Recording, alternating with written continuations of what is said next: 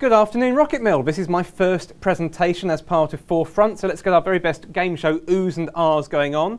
We have new graphics. Ooh. We have a new set. Ah.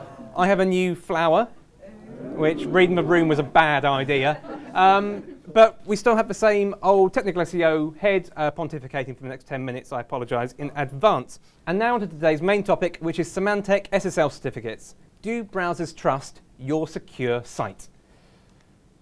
Google has lost trust in a third of SSL certificates. Now, to give you an idea of what that means, I'd like to take this mumbo-jumbo technical language out of context and imagine a hypothetical scenario in which the UK votes to leave the EU. Unrealistic, I know. Ironically, notice this sticker is on the back of a Volvo, made in Sweden, but there we go. Just imagine this hypothetical scenario and extend it to say that France stopped respecting any driving licence issued by the DVLA. They decide that actually if you're a holiday maker, you have to pass a driving test in France before you are allowed to panic about priorité à deux. This is pretty much what happened last year, because browsers lost trust in Symantec, who have issued a roughly 1 in 3 SSL certificates on the web. Roughly 1 in 3 sites use an SSL certificate provided by Symantec. Google Chrome have announced that they are going to remove trust in Symantec SSL certificates, and Mozilla Firefox, another popular browser, has followed suit. If you don't know your SSL from your BLT, here is a beginner's guide to SSL certificates. I'm going to cover what one is, how they work, and crucially, who is allowed to issue them. SSL stands for Secure Sockets Layer, which is a security technology on the web. And an SSL certificate, also known as a digital certificate, is something you would install on your web server to authenticate your site and prove it is legitimate and not a dodgy lookalike. You buy it, you install it, and it works until the expiry date of the certificate, just like a domain name expires or indeed a sandwich. This activates HTTPS, which allows secure encrypted communication between your web server, which hosts the website, and your browser, which is the software on your computer which requests the web pages on that site. Now, to protect web users, browsers only trust SSL certificates issued by Trusted Certificate Authorities, or CAs. Popular CAs include Comodo, DigiCert, Let's Encrypt, and right about there, Symantec, who actually are behind the scenes on 4 of these brands, GeoTrust, Rapid SSL, and Fort as well. And that's the important thing, because browsers have lost trust in all Symantec SSL certificates that were issued during a set period. The reason being that Symantec were alleged to have broken industry rules and misissued some SSL certificates. Now, Symantec acknowledges that a former partner business issues certificates without proper domain ownership verification, and it says there were 127 cases where this happened, and these did not harm any consumers. However, Google reckon the number is rather bigger.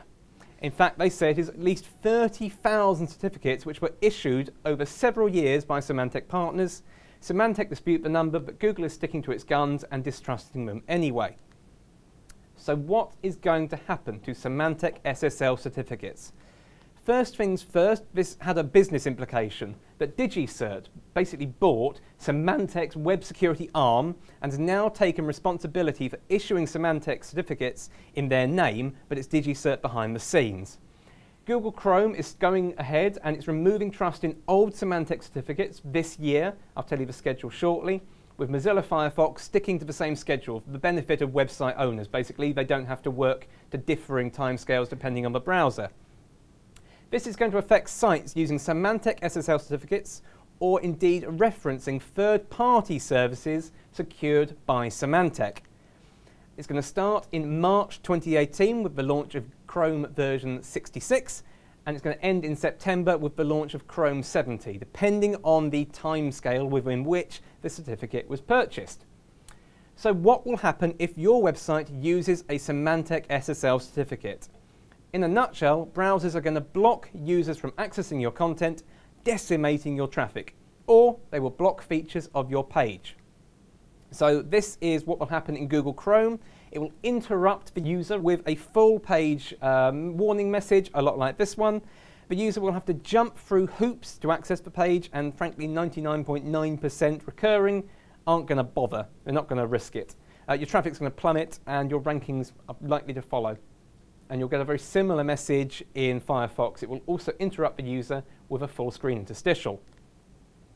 Now, if you reference third-party code, which also uses an affected URL or references an affected URL, so if you have a plugin, if you have a tracking code on your site that uses SSL certificate provided by Symantec during the set period to secure it, then browsers are probably going to block it from working, and that will make your page incomplete.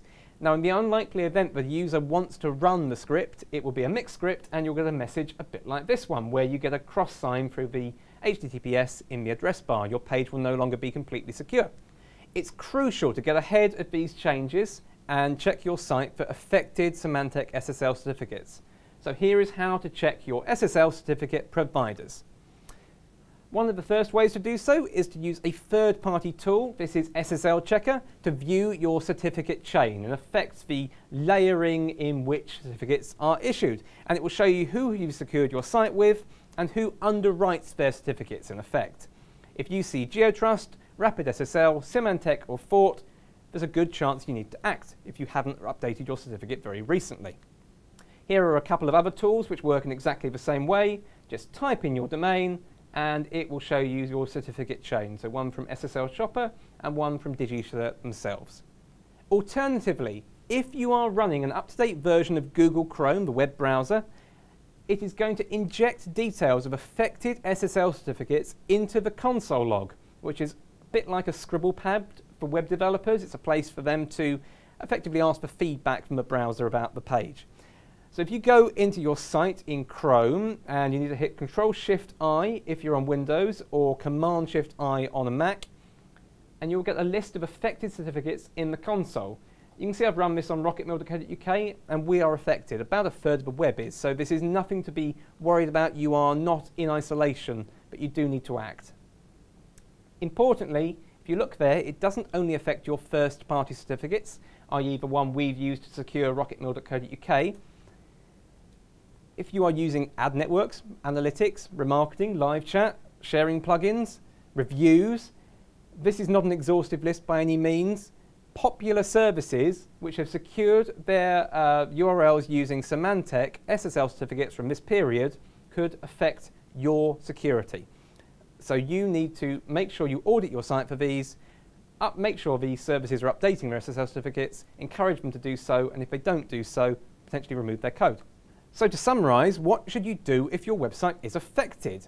If you are affected by Google Chrome and Firefox distrusting older Symantec SSL certificates, first things first, if you are using a first-party certificate to secure your site, you can, if you want to, just renew your SSL certificate now.